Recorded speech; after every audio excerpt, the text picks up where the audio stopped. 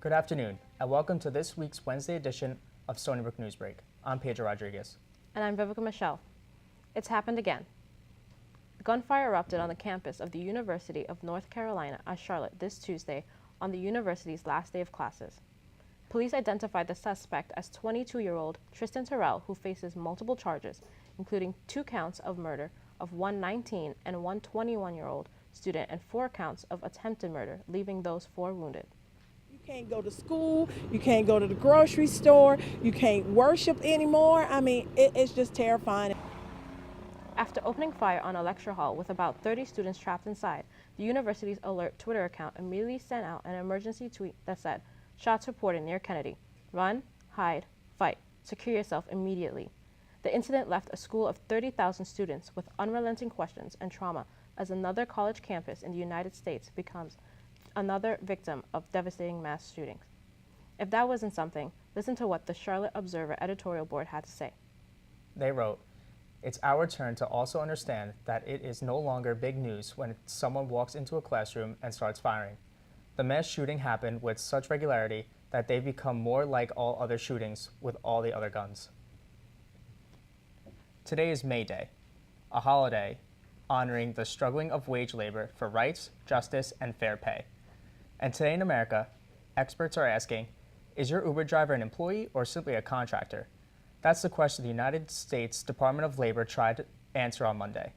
These government operatives say that one company's workers are not considered employees because they are not part of a gig company, taking the name from musical talents who picked up work episodically. These are not traditional employees. The Labor Department ruled businesses that offer temporary or flexible work, such as Lyft or TaskRabbit, are different. Their workers are contractors, exempting the business from paying federal minimum wage, overtime, or Social Security taxes. Although the ruling officially only applies to the unidentified company in one case, as experts say it's an indication as to how the rest of the gig economy will be affected. Companies like Uber and Lyft have already tried to argue that their workers are contractors because they choose their own hours. Classifying them as employees can increase labor costs as much as 30%, which leaves billions of dollars at stake for the gig companies' growing share of the economy. Your natural gas utility bill could increase by around 7% starting next year. National Grid, the company with a regulated monopoly on supplying clean natural gas to most of Long Island, sent the request to the Public Service Commissions on Tuesday, and if approved, an average residential bill is estimated to jump by $6.53 a month.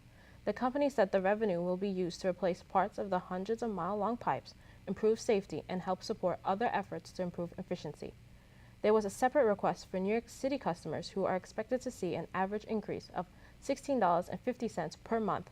National Grid has about 600,000 Long Island customers, and if you're one of them, budget accordingly as the rate hike could start in April 2020. After constant criticism of the asylum regulations, President Donald J. Trump may finally be getting what he wants. On Monday night, the president released a presidential memorandum ordering major changes to the U.S. asylum policies. Trump has tasked a couple of key officials in his cabinet with coming up with new proposals to regulate asylum seekers.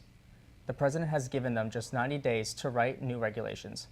Changes envisioned include an application fee and measures to keep immigrants from obtaining work authorizations. Throughout President Trump's presidential career, he often called the asylum system a loophole that attracts immigrants to the United States. Democrats are outraged by the proposal as they believe the right to asylum is a human right recognized internationally. It's too soon to tell how it'll play out, but some are concerned that this could prevent migrants who are applying for other types of relief eligibility. According to international law, there shouldn't be a fee for applying for asylum, and the vast majority of countries don't have a fee. So I think that one in particular is likely to be challenged. I'm really looking forward to Roth Regatta this week. Didn't you hear? It was postponed due to threat of lightning. It's being pushed back to next Friday, May 10th. I guess that gives students more time to work on their Dr. Seuss themed boats. Let's check in with our weather expert, Darlene Detel, to see if there's lightning is truly coming. Darlene?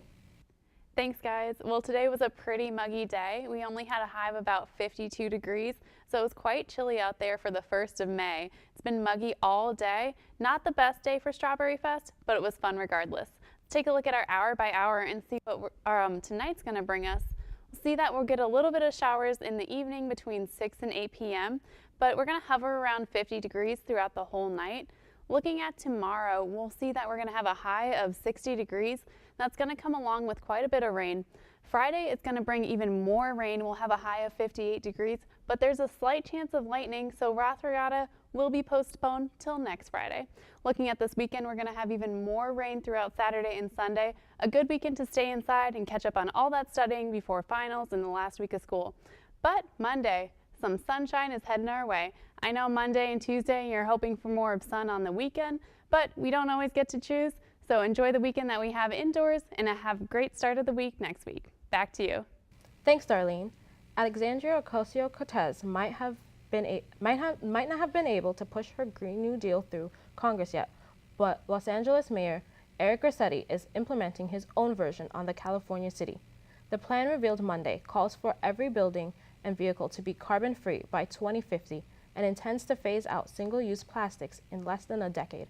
Garcetti claims that the plan will create hundreds of thousands of green jobs over the next 16 years. Will these new initiatives be enough to turn back climate change?